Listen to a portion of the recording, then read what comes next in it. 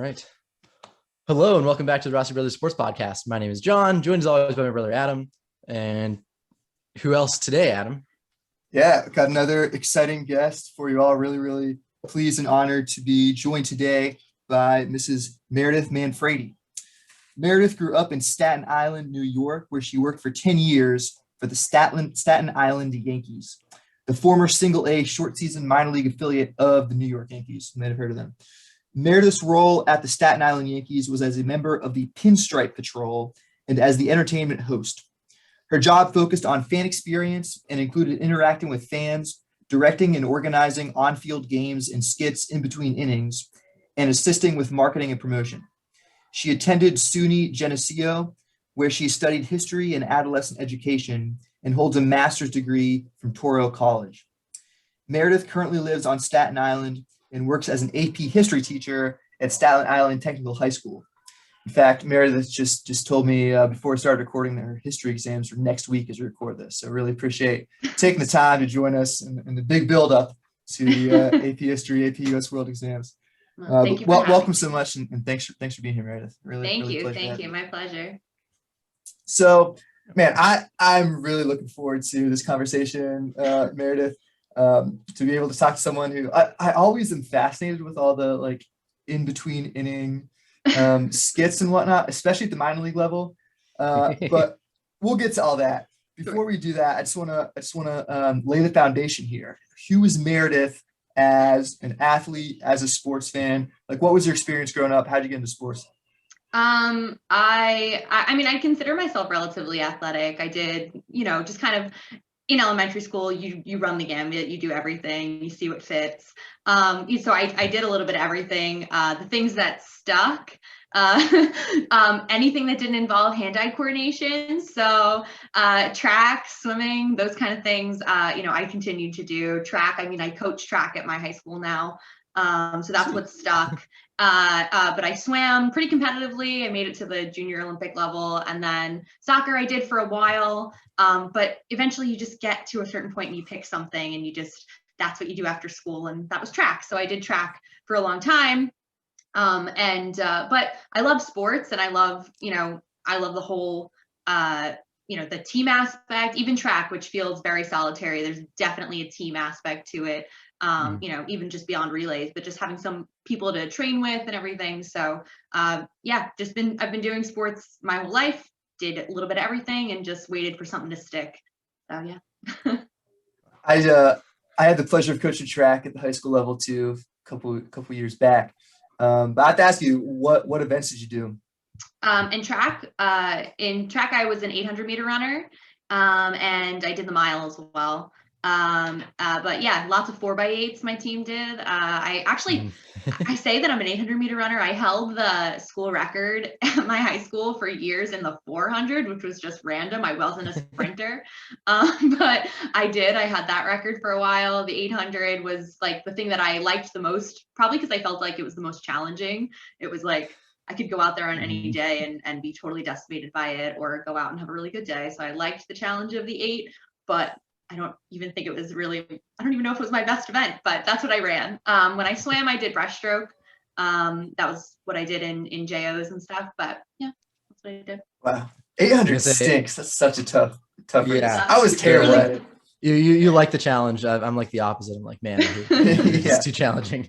Right. It's like a mile, you can go a little bit slowly. A 400 or something, you can kind of sprint the whole way. You're right. 800 is just cool. Yeah, I'd rather run a 3200 than 800. Oh my God, no. Yeah. Especially not on the track. Like, I loved cross country, and it was like out in the park, but no way. I hate going around in circles that many times. 2 times max. That's what people would tell me. They're like, wow, because my best event was a 32. People would say like 8 laps, like I lose count. Yeah, it's and annoying. Which I get, but also I think like, wait, how can you lose count? Like I never lost count for 8 laps. And then I would think like, oh, wow, at the next level in college, you run a 5K on the track. It's like 25 laps, I think. Yeah. Like, okay, at that point, I would lose count, lose interest. Count. Yeah. And that's like, those are flying 5Ks. I mean, people are running like the 13s, 14s the track. Like, that just hurts to think about. You know? What was your 400 school record? 61-1. It wasn't even that good. It was like, I mean, not when you compare like other people, but no other girl until a girl that I coached last year, actually 2 years ago now. She was able to break it, and she ran 61 flat or something. But yeah, so that was it. It stood for 10 years. I don't know why it wasn't that great, but yeah. Anyway. That's cool. Not many people say that. Yeah. You beat me. I think 62 flat was my PR. I was not a 400 runner either. I didn't think I was either, but There you go. So you were Like a 65 junior Olympian as well. oh yeah. So the levels of swimming, it's the junior Olympics, the level above that would have been zone qualifiers, and then the level above that would have been Olympic trials. So I wasn't that close, but it was like 2 significant steps to get there. But I remember when I raced in JOs, I raced against a future Olympian. Obviously, when we were racing, she wasn't, but she went on and she won the bronze medalist for the 4x, I think it was 4x1 freestyle relay with the American team in Rio, maybe in London too. I don't know, but I remember like racing against her and being like, oh, this is the end for me. She's going to go way up. She's going to keep going. I was like, this is it. This is all I can do. But yeah, she was awesome. Wonderful. What did you say your name was? Her name was Leah Neal. She's a bronze medalist with the American team for the freestyle. She's amazing. Dude. Yeah. Wow, amazing. What sort of distances would you swim? Short ones. I mean, Okay. I would top out at the 400 really. I would do the IM, although I was not good. And mostly breaststroke, and breaststroke and freestyle. And I even I stopped basically once I got to high school. It was just hard to get back and forth to the pool, and it's so much easier when the track is like on school premises and you don't have to travel. Yeah. It's not like I drove. So I dropped it then, but I remember being sad about it. I love swimming. I love, I also find that challenging, and a lot of it's mental. Like you can be as in shape as you are, but then a lot of it's mental. So you just, that's the challenging part for me anyway. I find myself psyching myself out all the time. And I think I probably could have continued swimming, and I let myself take an easier route in that I didn't want to put in the extra effort to get there. But it also might've been that I was just mentally, I had reached a level in swim where I was like, this is probably as good as I was going to get. And maybe I wasn't, but I think I let myself think that too. And I was like, I'll focus on track now. It's fine. Yeah. And just talking about what you were saying earlier too, you kind of have to pick something a little bit too to devote more time to after a certain point, or one thing a season or something. I don't know what the swimming season is. My impression is it might be year round, but yeah, you can just keep going because it's indoors. Yeah. I mean, yeah, so yeah, I think when I was now that I'm a coach, now that I'm an adult talking to these high school kids, sports has become so much for me more about making this a lifelong thing. I know a lot of my girls who I coach, they want to be college scholarship athletes. And I'm like, that's a wonderful way to support yourself through college and to do something that you're good at and to promote a healthy lifestyle and things like that. But for me, it's not about topping out in high school and, getting your scholarship and being done. It's about this lifelong experience and relationship that you have with sports and with, making sure that you're in the best shape, that you're taking care of yourself, but not that you're pushing yourself to a breaking point. It should be a lifelong relationship with running in particular, which I think is, especially now that I've committed myself to it. So a little biased, but I think track in particular is the one that you can do kind of forever, especially because you can modify it over time. If it lots of runners, if they go too hard or they go for too long, knee problems and things like that, but you can always modify surfaces, or you can, just change it up, and you don't need any other equipment besides your shoes. And that's why I want my kids to have the best long-term relationship with it. But anyway, sorry. I know I'm off topic of what we were originally here to talk about, but No, yeah, I love it. Yeah, I think I was gonna say that it resonates as our parents were our cross country and track coaches. Well, I guess it wasn't your track coach, but for me, cross country and track coaches in school. So I've also been not indoctrinated, but bought into the whole of oh yeah, running is it's been mentioned over and over again about how it's a lifelong sport. yeah. And, yeah. Yeah. So, I think So That's so true as well. When I was in high school, I was solid middle of the pack. Like I was not anything good. I wasn't horrible, but I wasn't good. I was middle of the pack. Mhm. you're pretty But good. man, like so many times since I graduated from high school, other people, either friends of mine on the team or even on other teams, like I remember going to West Virginia University and randomly running into this Hampshire runner who just kicked my butt when I was in high school. Like he destroyed me. But he was like, "Hey, Dan, what's up?" Like kind of recognize each other, and I asked him, "Oh, you still run around here?" It's like, "Nah, I stopped that." It's like, "Oh, interesting," because like, yeah, I couldn't imagine going like just stop Mhm. running just Right. flat out, Mhm. and yeah, a lot of people I've talked to who were like way better than me in high school no longer run, and so I don't know, I'm not like to my own horn, like, yeah, it's great, man, lifelong, but yeah, like I said, I wasn't good, but I kind of enjoy that like you said, that lifelong aspect of it, and like I feel like to do, especially like running or swimming or a sport that's um, honestly at the end of the day takes very little skill. It's just like, just swim, which I I can't do. agree. You don't have to don't have to worry about me. I agree. Right. But like it's just so mental, and you kind of have to be really good. You got to be a little crazy, kind of like mentally. Just you got to have this kind of edge that just not many people have, and I for sure never had. But I just it blows me away, men and women who can run at this like insanely high level for like their whole life. They're just always going out there and running these insane times. I'm like, wow, they just have this mental edge that I don't have, and I think very very few people have. But it's impressive. But yeah, like you said, it's just a wonderful lifestyle to be out there and be active, and just the benefits are so great. Absolutely. Do you have So a favorite running story from like high school or? I have lots of wonderful stories, like just wonderful memories with really like just beautiful friends that I made and like wonderful part of my high school experience. Mhm. And so many of them are like great stories for a reason that would make no sense to you guys. You know what I mean? Like those are the kind of Mhm. memories that like I hold on to, or the ones that I had with those people. I mean, actually one of my best friends now, who I run with almost every other day. Like we were absolute enemies in high school. Like not in like track enemies, like we were rivals because Uh-huh. she was at a different school, and we were very close to each other in times. And now absolutely one of my best friends. And like those transition moments where she and I would like hang out at meets and become really good friends. Those are some of my favorite memories. But in terms of like actual track memory for me, well, besides doing some really cool things that I've gotten to do, like meet professional athletes, like as as a New York City track athlete, the kids oftentimes get to go to like certain events and things like that, which are wonderful. I remember like my favorite person ever who I've met was Bernard Lagat. I don't know if you know who that is. He used to hold like world records and things like that in the mile. He's so cool and he's so nice. Like those things were wonderful. Those are great memories. But otherwise, it was just Wow. about being with my friends. touche. That's the stuff you remember. Is like Right. you don't remember times or victories or losses.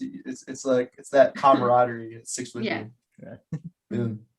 So somehow we have Meredith, the track star, Meredith, the swim star, junior Olympian swim, and then we have Meredith, the employee of the Staten Island Yankees. How did you land that job? So I I did a little like community theater when I was young. Through my church, it was, we like the church used to put on a play every summer. And one year they did Seussical the musical, and it was Mhm. it was a lot of fun. And I was the Cat in the Hat, and that was like a wonderful time. And it was us, and it was some adults from the community too. Like it was like true community theater. It was lovely. And so I was the Cat in the Hat, and this other guy, his name was Michael Jesse Elizabeth Katz, love him. He was Horton, and I had never met him before. We just did this play together, and honestly, we didn't interact a ton during the show, the cat and Horton don't share a lot of scenes. The cat's very much like a in-between guy. Anyway, but that was where he worked in the summers. He was at the Staten Island Yankees, and he was one of the senior members of the Pinstripe Patrol, and he had been there for a long time.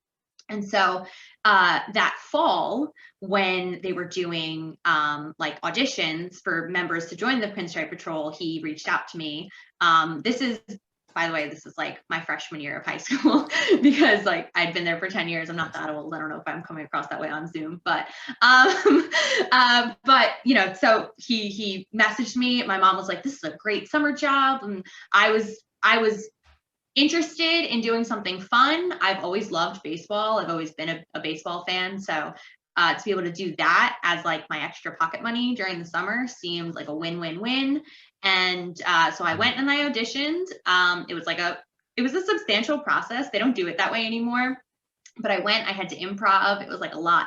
I had to do a dance audition. And again, this is like, you know, like 13, 14-year-old me doing all this. And I remember when I got the job, they didn't realize how young I was when they hired me. And so all through school, because I was supposed to be coming in and doing some jobs with them during school before the season started in the summer, they had to watch my hours because legally I couldn't work more than a certain number of hours in the week because I was still so young.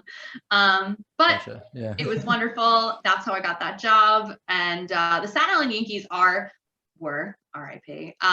They were a really big part of our community. Like they used to come to all the schools, and like everyone on the island went to the games at least at some point, because it was either you went for free because your club or your group was going, or you and your family just went one afternoon randomly because like, what else are you gonna do? Well, there's a Yankee game tonight. So it was always a big part of the community. So when someone said, "Hey, do you want to work and get paid to be there?" I was like, yes. Awesome. Yeah. Were you like a Yankees fan as well growing up? No. Okay. Mets. I'm a Met fan. It is a hard life. It's a character building. But I've been a Met fan my whole life. My grandmother was a Brooklyn Dodgers fan, and when they left, she adopted the Mets. And my mom has like these funny stories. Like my mom was like 5 years old when the Mets won the World Series in the 60s, and she was like, "I have this really vivid memory of your grandmother like dancing in front of the TV, and I've always wanted to do a World Series dance, and my time will come. Not yet, but my time will come." Yeah, it'll happen. It'll happen. I believe. I was I thought I liked you. You said Mets. I'm like, okay, that's a good answer. It's a good answer. Yeah. Our dad's a Yankees fan, so somehow we good people can be Yankees fans. We somehow get along still. Yeah. So I was going to ask you this later, but you mentioned it, so I'll bring it up now. You know, as you mentioned, the Staten Island Yankees no longer exist. I remember I have so many sweet memories of going to Hagerstown, Maryland, about an hour away, with my dad to watch the Hagerstown Suns games growing up. They no longer exist, and it's a story that repeats itself over and over within the last year. All these minor league baseball teams that have been cut in these communities that lost their minor league teams. Do you have any thoughts on what happened in minor league baseball over the last year?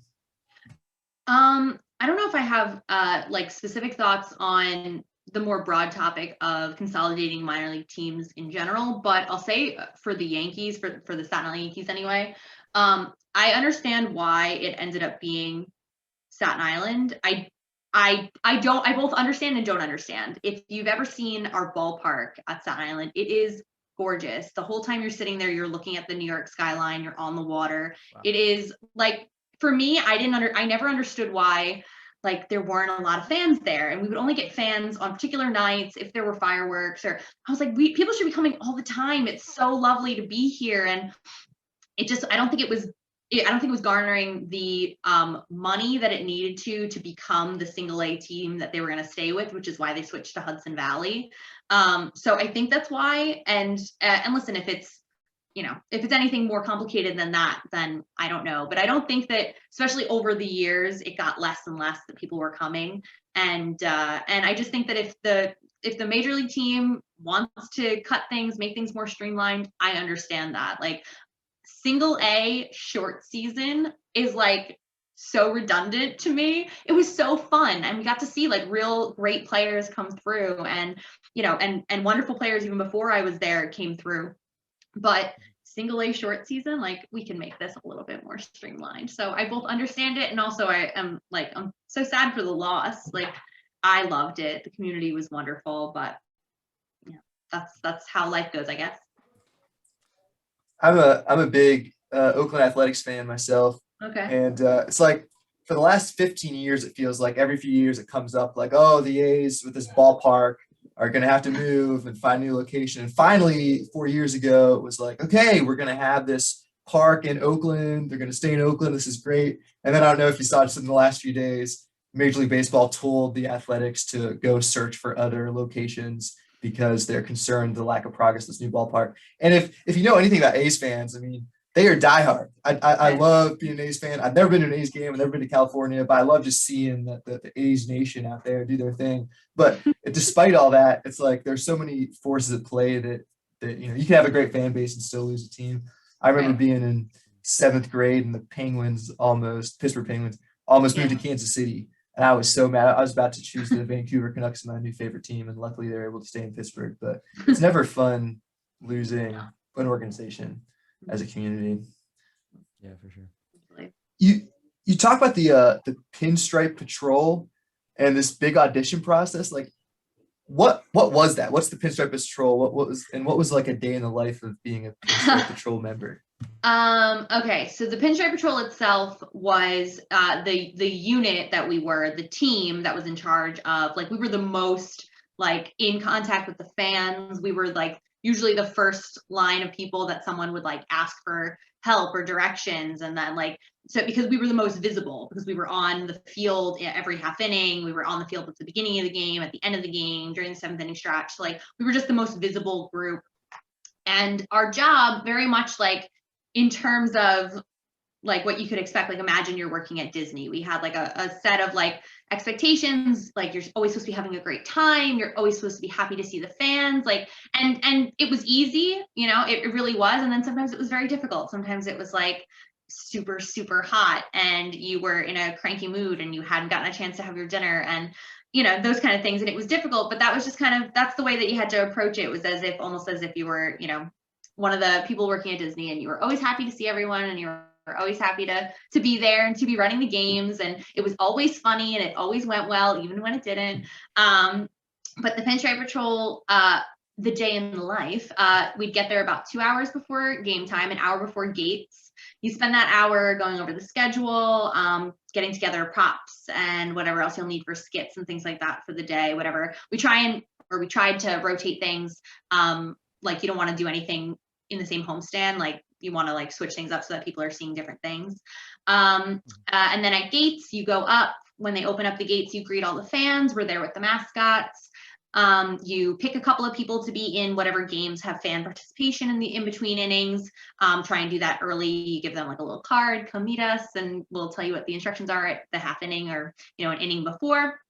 And then the rest of the day, it's like, once the game starts, you do not stop. Like, you're running around all the time. And especially when I got promoted to the on-field entertainment host. So I was the person with the microphone actually running all the games and doing the commentary and everything. That was like almost worse, because especially on days where it was just one host, because they didn't have to have two hosts on for especially like the in the week games. And you're running around almost every other half inning. Every once in a while, they would do a half inning where it was like just going to be promo reads, or it was just going to be, a video up on the scoreboard. But otherwise, it was like very much us driving the fan experience, getting people involved. And that's without a doubt my favorite part of minor league games, like seeing the funny stuff that they're getting random people to do. And I loved it because all my friends and everyone I've ever known always knew I worked there. When they came, they would tell me ahead of time, and I would put them in stuff, and those kind of things were just wonderful. So yeah, that was the day in the life. You get there, I mean, and then we'd finish up, whenever the game finished. But I don't know, like 10 o'clock, usually you'd sit down, you'd let the kids run the bases, you'd clean up and you'd go home and you'd do it all again the next day. Wow. Awesome.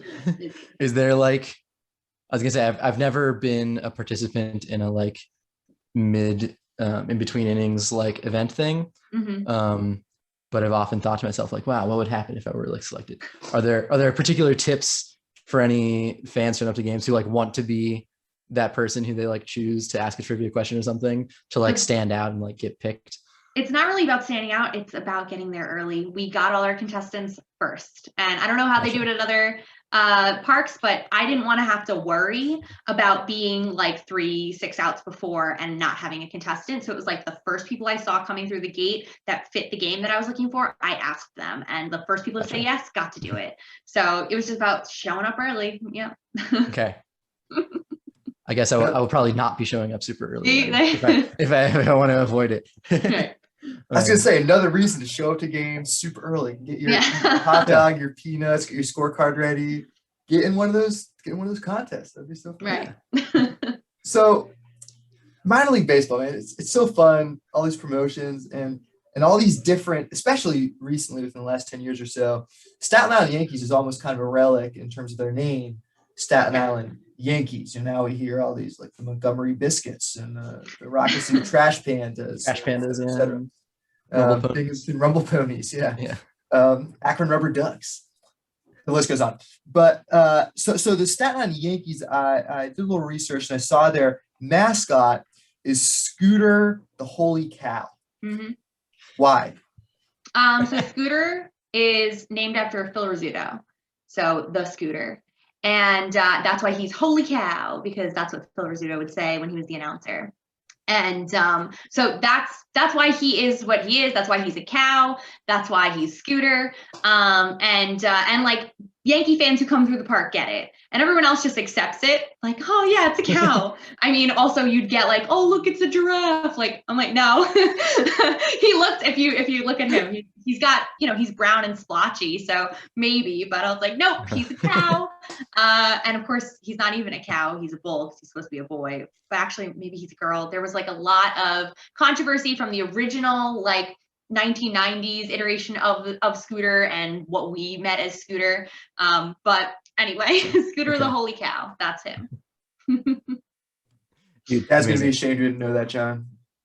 Yeah. Phil Rizzuto. Yeah. Yes. No. And he, I mean, as a side note, yes, the Yankees are like a relic. The Staten Island Yankees were like a relic in terms of being the last to change their name. But I don't know if you did any other research. They did try and change our name. There was like a big vote as to what the new name of the Staten Island Yankees was going to be. Now, there was like some really terrible ideas, but the most terrible among them, the one that I disliked the most, is the one that won. And it was the Pizza Rats. Now, let me explain the Pizza Rats to you. The Pizza Rats was a pizza rat was a meme. It was like the viral video of the rat carrying the piece of pizza down the subway system. Now, I had so many problems with this. The first of all was that I understand how marketing works, and you shouldn't base your entire marketing strategy off of a viral meme because it's short. That's the whole point. But besides that, I hated it because it wasn't Staten Island. The Pizza Rat, we don't have a subway system. We don't have an underground subway system in Staten Island. It's only in Manhattan and Brooklyn and the other boroughs. So I was like, why? We're the Staten Island Yankees. Why would you have the Pizza Rats? It doesn't make sense. So, but they didn't end up actually adopting it. What ended up happening was that it was like a promo night. So it was like every Saturday night we were the Pizza Rats, and I hated it at first. I really did, and grew to appreciate it because this was my last season working with them when they did this. But I grew to appreciate it because it drew in people. It drew in no Staten Islanders, let me tell you. Nobody on Staten Island was going to a Pizza Rat game. But the people who were like, oh my God, like how funny, the Manhattan and the Brooklyn people who would never have come before came, because they would give out like shirts, and this is my Pizza Rat shirt that I wore. They would give out shirts, and they would give out, like a little Pizza Rat bobblehead, and like those are the things that drew people. So it worked from like that aspect of like a marketing strategy. and at least temporarily. It was only there for a season, and it was only there on those promo nights. But that was fun because it had been a while since I'd seen the ballpark relatively full with an excited crowd, and the Pizza Rats seemed to bring people. So I grew to appreciate it, even though at first I was very anti. Gotcha. Were there other, beyond the Pizza Rats, were there other like really big promotional nights, or do you have a favorite like wacky promo that they would do? The best promotional night. Okay, so this is 2015. So you have to put yourself in a 2015 mindset where Game of Thrones doesn't suck. Okay. And we had a Game of Thrones night where George R.R. Martin, the author of the books, came to the stadium, brought a wolf with him, and did this whole night where he signed books, and he brought a real wolf onto the field, peed on the field. It was without a doubt the greatest night that I ever worked there. There were standing room only, something like 7,000 people in the stadium. It was absolute mayhem. I was dressed up in fur because we were Starks. It was amazing. It was such a great night. And I remember at that moment, me and my team and the Pinstripe Patrol saying to ourselves, like, guys, this is it. This is what's going to turn us around. People are going to come back here. People are going to see how wonderful the stadium is. And it didn't. And we were so upset that it didn't like spur anything. But that was the best night. It was a fundraiser. George R.R. Martin took, like, we had like the fundraisers. We had the proceeds from some of the tickets go to a wolf sanctuary out in like the Midwest somewhere. And that was what George R.R. Martin had chosen to promote. And for that day, the Yankees were called the Dire Wolves, and the away team was called the Lannisters. I don't remember 100%. I think so though. And that was a great night. That was my favorite promotion. They gave out Dire Wolves hats. It was wonderful. And again, this is back when Game of Thrones was still cool and hadn't completely blown the last 2 seasons, but it was great. That was the best night. Yep. Dude, amazing. Minor league sports are just so fantastic, I think, from a promotional perspective, because from a fan perspective, it's tough to, like, if the team gets good or like individual players get good, they're going to move on. So it's like hard to follow and really be a fan of. So yeah, these teams have to do all this promotional stuff, which is just fantastic. Like, who doesn't love that? Absolutely. I had a blast. I loved those kind of things, those nights, but yeah, few and far between at the end of the day, which is a shame because I felt like every day could be fun. And we were trying to make every day fun for everyone as the entertainment crew. Just the team, I guess, wasn't doing well enough to be the choice over Hudson Valley. And so now an empty, beautiful ballpark. Do you know if they have any plans for it? So the plan is to keep baseball in Staten Island. That's what our borough president has promised us. I don't know what that looks like. My husband is a big NYCFC fan. His dream was to turn it into the soccer stadium because NYCFC doesn't currently have its own stadium. It plays at Yankee Stadium. And I do not think that's happening. I think like all the plans, all the things point to them actually building a different stadium somewhere in the Bronx. But we would have loved it if that had been the plan, because it would have been right here and we go to all the games. We love that. But so right now, nothing. And it's a really good concert venue. Like, it could do anything. So they're not going to tear it down. It's just what it's going to look like. Maybe the Athletics will move there. They're not going to get rid of it. Back from the West Coast. Right.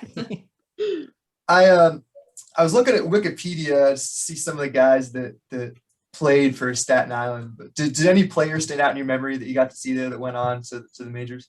So the only person that I saw when I was working there was Greg Bird. And I know he currently plays for, I think it's Minnesota. I'm not 100% sure, but he did play for the Yankees. He went up through the system and played for the New York Yankees. And so I remember watching him play and remember knowing he was good and being like, oh, he won't be here long. But other, wonderful players who I didn't get to see as a worker, but I think we're around when I was at least going to the games.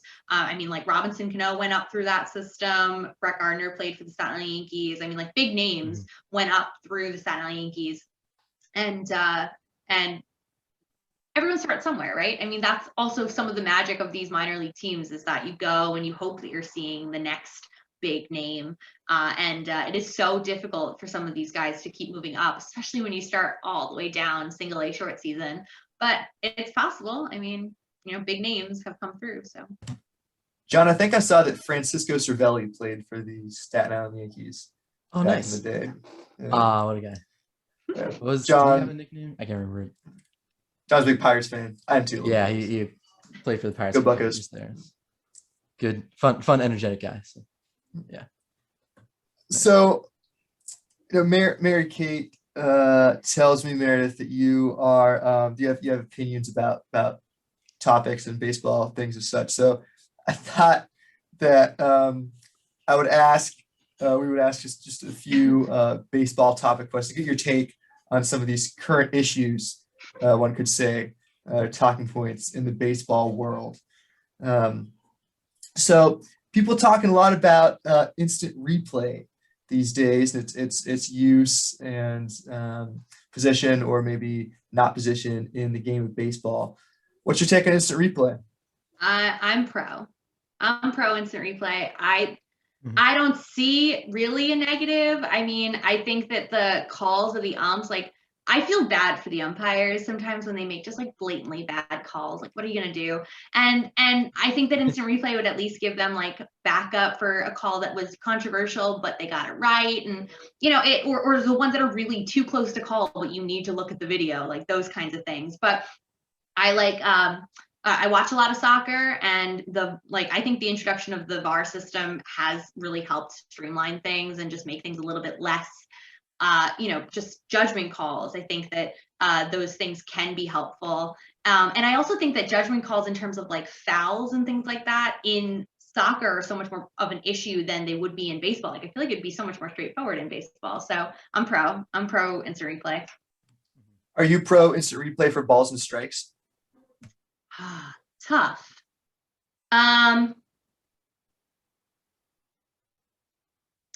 Depends. Is it going to move for the batter?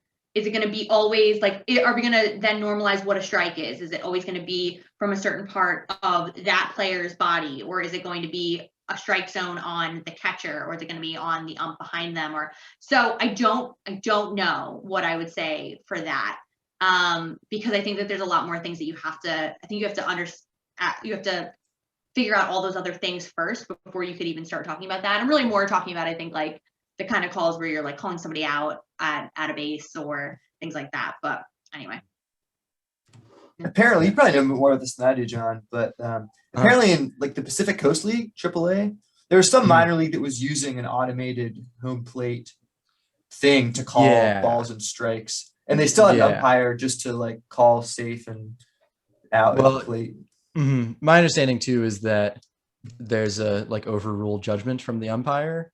So like most of the time, if a ball is just like a normal, ball or strike or like close call or whatever, the automatic thing would call it, but it would only be able to track where the baseball crosses the plate.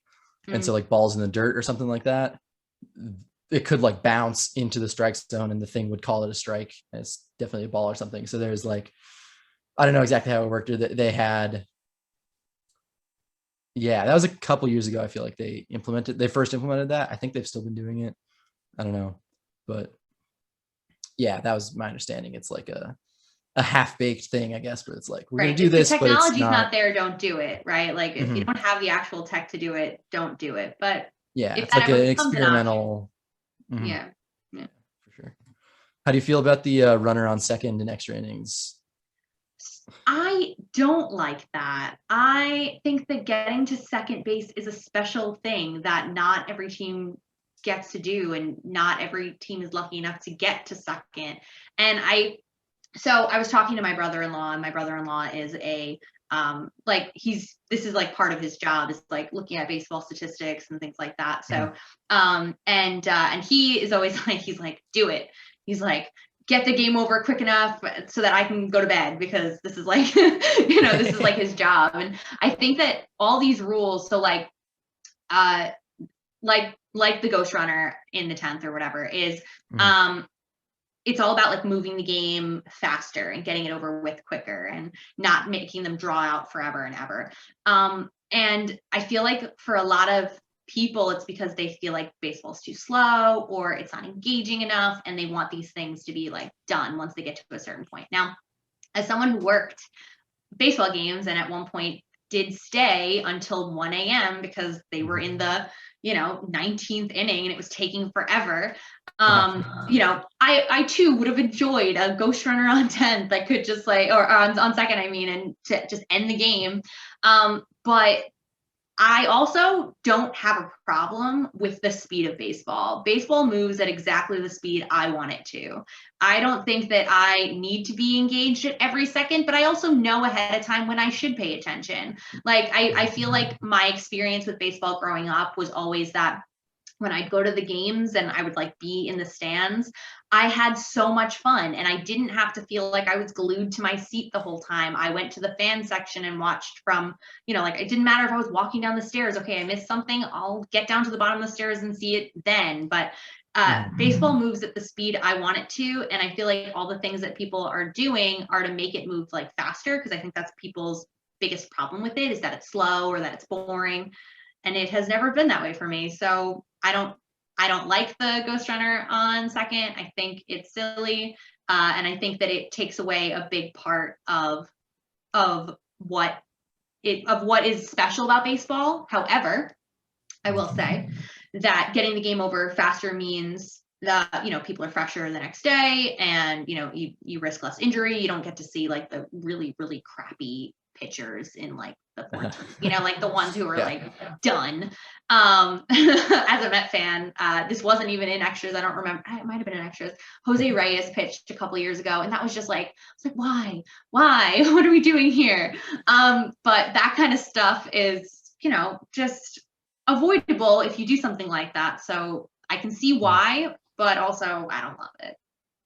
Yeah, couldn't agree more. I was gonna say, I'm glad we're all probably on the same page as far as that is concerned. To play devil's advocate, however, a lot of people are kind of quick to criticize today's Major League Baseball game and to point out that, compared to the NFL, compared to the NBA, Major League Baseball has to keep up. And in a lot of ways they're not, in terms of popularity with the younger folks in today's world. I think Major League Baseball is pretty far behind those other two leagues in terms of popularity, not to mention college sports and the growing popularity of these other kind of third-party sports as well. We had one guy on the podcast say, we were talking about baseball, and like, oh yeah, somebody mentioned like, yes, America's pastime. And he said, yeah, exactly that. The pastime, like baseball has to make it the current time. Major League Baseball has to do a better job of making it current. So I'm interested to hear your thoughts. What do you think Major League Baseball has to do to engage younger fans and to keep baseball relevant in this country moving forward? I don't know. And it makes me nervous that people are going to feel that way. But I think, especially as an educator and somebody who's watching the youth of America get shorter and shorter attention spans, and knowing that I need 3 or 4 activities in a 40-minute lesson to keep everybody engaged, like that kind of stuff, it makes me realize that baseball might have issues like that. For one, I love watching football. I find it really interesting. But it drives me crazy. Every 2 seconds, I'm watching a commercial. Like I hate that part of it. I'm like, how are people not saying that football is slow? Is it just because it has this set time that you have to get to the end to? And I think that is what it is. Like, all right, well, we can say that it'll end at this point because that's how much time left on the clock, and there isn't that kind of thing for baseball.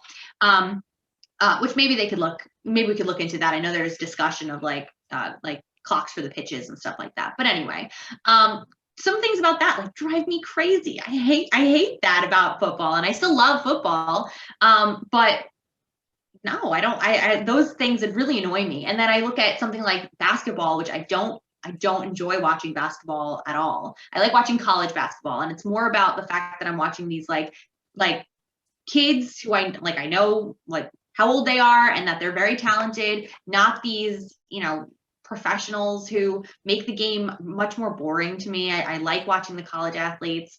And like, why do people like these things more than baseball? I'm like, baseball's great, but I don't think that anybody's thinking about baseball in terms of the the sport. The way that I think about baseball is probably less about the sport and more about the experience. I think that it's very much affected by my job as an entertainment person, and I was always looking for those ways to make the fan experience more exciting and engaging, and I was able to do that at a minor league level, and that made my appreciation for the moments where I did get to just like with the crowd watch and like get really excited about something. Those moments were so much more special, but I know that that's not what's going to hold people's attention anymore. So while I can't really give you an answer like as to what we should be changing, I can just mourn, I guess, the fact that I think that short attention spans are killing one of the best parts of baseball, which is that you don't need to be paying attention the whole time. You can enjoy it. You can like, or if you are paying attention the whole time and you're loving the stats, then there's constantly stats every 2 seconds. There's a stat for you to take. So I don't know. That's just where I'm at. Yeah, totally. I love what you say too about the experience. I've been saying for a long time. I think that anymore you go to a game in person for the experience, not because you necessarily want to watch the game in the best way possible. With the major exception of hockey, I think all other sports you can see better in 99% of the time on TV. Yes. And if you go to the game, you're there for the experience of the game day. Mm-hmm. And I wonder if part of the solution is getting people to games, like get people out and enjoying a day at the ballpark. So hard to discuss now especially here. I don't know what your experience has been with this year, but certainly this year it's been tough. I got to take my mom to a Met game on Mother's Day, so last weekend or the weekend before, and it was lovely. But of course, we're both fully vaccinated for a couple of months, and we got to go, and you had to wear your mask the whole time, and you're not allowed to be in a section with anybody else, and we missed that crowd experience for sure. We loved the lines. There were no lines, but again, like you gain something, you lose something, and I don't know the direction that they'll take this once things do get back to normal. Certainly in New York, we're some of the slower, places to get back to normal because we were some of the hardest hit. But we'll see what they do. But yeah, maybe you're right. Maybe it's about getting people to games more and yeah, but also I think that at the younger levels, baseball is also a more difficult thing to watch, especially at the younger levels, because who's the crowds? It's just like, it's just parents. And it is slow, and it's slow when it's kids. So I understand that aspect of it as well. And that it's just an uphill battle, I think, for a little while. One thing too about getting people to games and stuff is that like of all of the major sports in the US, they're like the four major, I would say MLS, like soccer maybe is different from this, but like baseball is way more affordable than like anything else. Like you're paying some exorbitant amount of money just from sheer volume, right? Like just sheer volume of the season. Mm-hmm. If you have 16 games in the season, if you want to go to one of those, it's gonna take a big chunk out versus baseball game. You could probably still, depending on the team, get a ticket for like $10,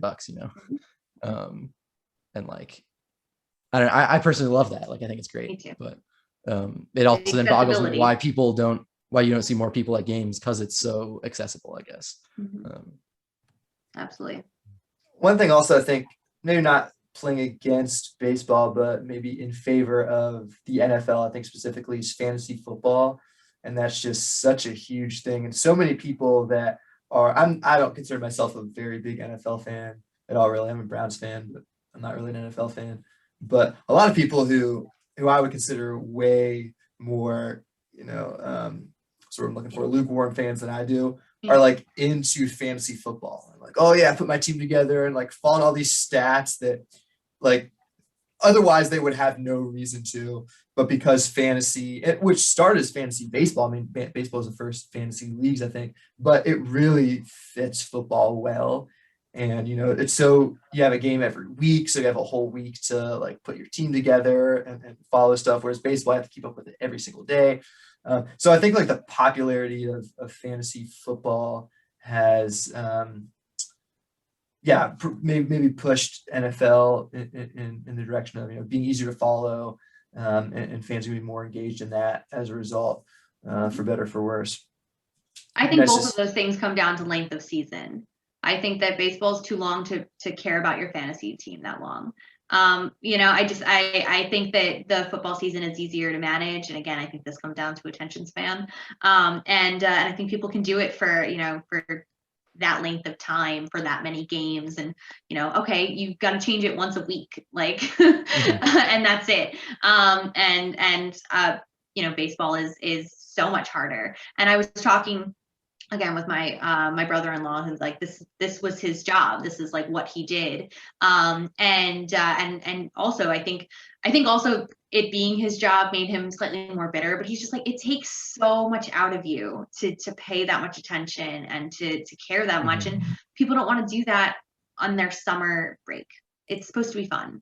And I think that, you know, with football, which I also really enjoy, I never got into the fantasy football because I was following my team and I didn't care as much about the other players. And maybe that's my own limitation, that I'm not appreciating the game as much and these other really talented players in other places, but I only cared about what they did against my team. Like, if I was going to make a fantasy team, it would be all my favorite players, like the people who I wanted to see succeed, not the people who I actually thought would succeed. Yeah. One of my super pet peeves is watching a game, like say I'm watching a Browns Steelers game with a bunch of Browns fans. And, you know, I don't even know Steelers players anymore, but I don't know, Anton Randall a few years ago, say like catch a touchdown pass. And I'm a Browns fan. I'm ticked. Like the Steelers just scored, but, you know, there will almost, if you get enough people in the room, there'll almost be someone that says like, oh, well, at least it was Randall. He's on my fantasy team. So like, I'm glad he got the touchdown pass. I know. No, what's wrong with this? Yeah. See, attention spans, it's freaking smartphone. Got to get back to the old dumb phone. It's gonna just be Okay. Well, I think we're getting close on time here. So we like to end up our podcast asking people the same question, just kind of broadly. So why are sports important? I mean, I'll reiterate from the beginning really, but I think it's a lifelong learning process of how to take care of yourself, of how to learn mental toughness, mental wellness, physical toughness, physical wellness. I think team building is such an important part of any sport. Just kind of, teaching you to learn. It's so silly, but if you're sitting in front of the computer all day, which I think all of us found ourselves doing over the past, year or two of us, especially in quarantine, you sit in front of the computer all day and then you stand up and you're like, wow, I shouldn't have been sitting that way because like this hurts. So learning to read your body in sports also, I feel like there's so fundamental things that you learn as an athlete when you're younger. You don't have to be a great athlete. It's just things to listen to and things to like understand about yourself. And then as somebody who's watching sports, I think sports are important because I think that it's team building, but in a different way. It's team building with a whole bunch of people that you don't know. And it's the drama and the romance of sports that I love too. Those things are important, and those things are, your whole life can't be about work. Your whole life can't be about the boring and the crappy stuff. You'll go crazy. So having something lovely to think about on the weekends I had a crappy day at work. I'm going to go home and turn on the game, and maybe my day will get crappier or maybe it won't. And, it depends on the day, depends on your team. But that kind of thing it's such an important part of, for me, it's always been an important part of my day, like day in, day out. It's been important. And I hope that it can give those things to other people. It's part of the reason I'm a coach, so that I can try and teach that to other kids. And I work with a lot of very high intensity kids because they all go to a specialized high school. So they had to test in. I know grades are important to them. I know this. And I'm like, guys, forget about all of that. Forget about being the best track athlete even. Just go out there and have the best day for yourself. Like have, what you can do today, give me that. Don't slack on what you can give me, but don't push yourself. And those are the important lessons I think that you can get from sports. And that's why I think sports are important. Man, beautiful. Yeah, beautiful. Well said, Meredith. Thank you so much for that. And thank you for your time today. Really appreciate it. Like we said, in the big lead up to the AP exams, it means a lot to chat with us, and it was a lot of fun. I hope you had as much fun as we had. Thank you. You can let Mary Kate know if you thought I was opinionated or not. I